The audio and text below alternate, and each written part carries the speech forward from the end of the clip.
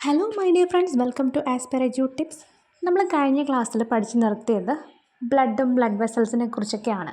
അപ്പോൾ circulatory system എന്താണ്? Circulatory system എന്ന് ചോദിച്ചാൽ ബ്ലഡും ബ്ലഡ് വെസൽസും ഹാർട്ടും ഒക്കെ ചേർന്നതിനെയാണ് നമ്മൾ സർക്കുലേറ്ററി സിസ്റ്റം എന്ന് പറയുന്നത്.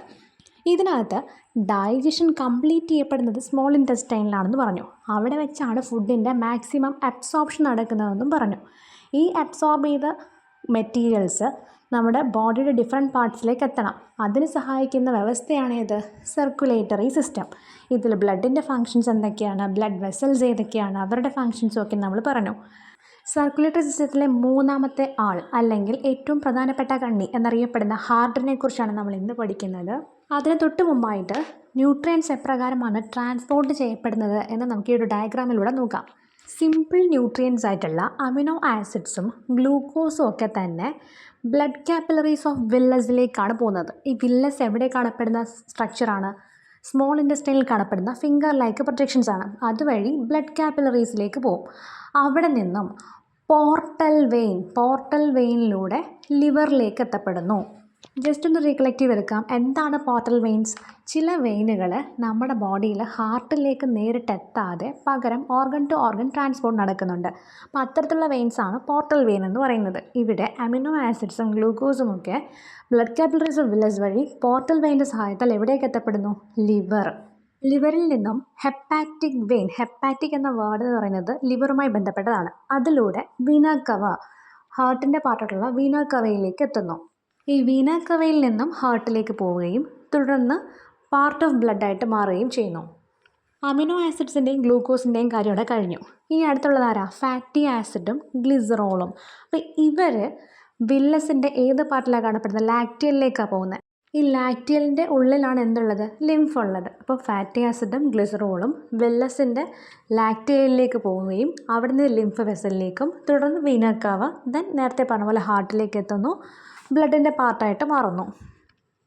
നമ്മളിവിടെ വാക്ക് പറഞ്ഞു വീന കവ എന്ന്. ഹാർട്ടിലേക്ക് കടക്കുന്ന വലിയ വെയിനിനെ പറഞ്ഞ പേരാണ് വീന കവ അഥവാ മഹാസിര. ഡയഗ്രം ശ്രദ്ധിക്കൂ. Nutrient from the blood capillaries of the villus reach the liver through portal vein. അപ്പോൾ ബ്ലഡ് കാപ്പിലറീസിൽ നിന്നുള്ള ന്യൂട്രിയൻസ് വില്ലസിലേക്ക് എത്തുന്നത് ഏതിലൂടെയാണ്? പോർട്ടൽ വെയിൻ്റെ സഹായത്താൽ ലിവറിലേക്ക് എത്തപ്പെടുന്നു. അടുത്തതായിട്ട് എന്താ സംഭവിക്കുന്നത്? Blood containing nutrients from liver, nutrients അടങ്ങിയ ബ്ലഡ് ഹാർട്ടിലേക്ക് എത്തുന്നത് ഏത് വഴിയാണ്? ഹെപ്പാറ്റിക് വെയിൻ വഴിയാണ്. ഹെപ്പാറ്റിക് എന്ന വേർഡ് ലിവറുമായിട്ട് ബന്ധപ്പെട്ടിരിക്കുന്നു. തുടർന്ന് അതെങ്ങോട്ടേക്ക് എത്തും? വീന കവ. ഈ വീന കവ എന്നാൽ എന്താണെന്ന് പറഞ്ഞത്? ഹാർട്ടിലേക്ക് കടക്കുന്ന ഏറ്റവും വലിയ വെയിനാണ് വീന കവ അഥവാ മഹാസിര എന്നും പറഞ്ഞു. ഇനി നെക്സ്റ്റ് സ്റ്റേജ് എന്ന് പറയുമ്പം nutrients pass through the lacteal in the villus to the small lymph vessel. വില്ലസിലുള്ള ലാക്റ്റിയൽ വഴി ചെറിയ ലിംഫ് വെസൽസിന് സഹായത്താൽ ന്യൂട്രിയൻസ് പാസ് ചെയ്ത് പോകുന്നു. അടുത്ത സ്റ്റേജ് നോക്കിയേ. From the small lymph vessel reach heart through the large lymph vessel. ചെറിയ ലിംഫ് വെസലുകൾ കൂടി ചേർന്ന് വലിയ ഒരു ലിംഫ് വെസലായി മാറുകയും തുടർന്ന് അതും വീന കവ വഴി ഹാർട്ടിലേക്ക് എത്തി ബ്ലഡിൻ്റെ പാർട്ടായി മാറുകയും ചെയ്യുന്നു. ഇതുവരെ പറഞ്ഞതിൻ്റെ അടിസ്ഥാനത്തിൽ നമുക്കൊരു ഫ്ലോ ചാർട്ട് കംപ്ലീറ്റ് ചെയ്താലോ?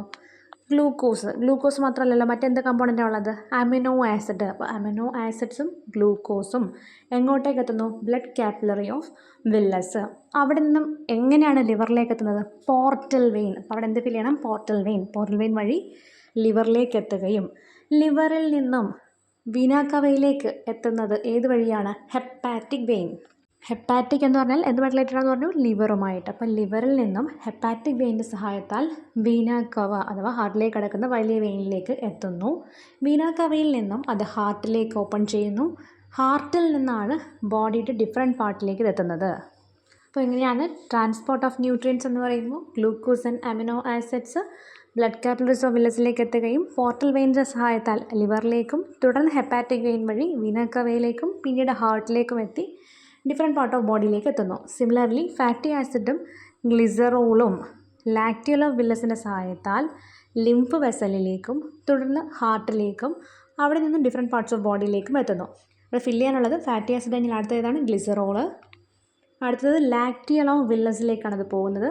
അവിടെ നിന്നും ലിംഫ് വെസലിലേക്ക് തുടർന്ന് vena cava, then heart, then different parts of the body. Clear ആയെന്ന് വിശ്വസിക്കുന്നു. അടുത്തതായിട്ട് നമുക്ക് ഹാർട്ടിൻ്റെ സ്ട്രക്ചറും അതിൻ്റെ പൊസിഷനൊക്കെ നോക്കാം. The heart is an organ made up of muscle that is situated slightly tilted towards the left in the thoracic cavity.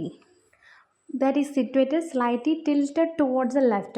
കുറച്ച് ഇടത്തേക്കൊന്ന് തിരിഞ്ഞ രീതിയിൽ എവിടെ? In the thoracic cavity. അവിടെയാണ് ഹേർട്ട് സിറ്റുവേറ്റ് ചെയ്യുന്നത്.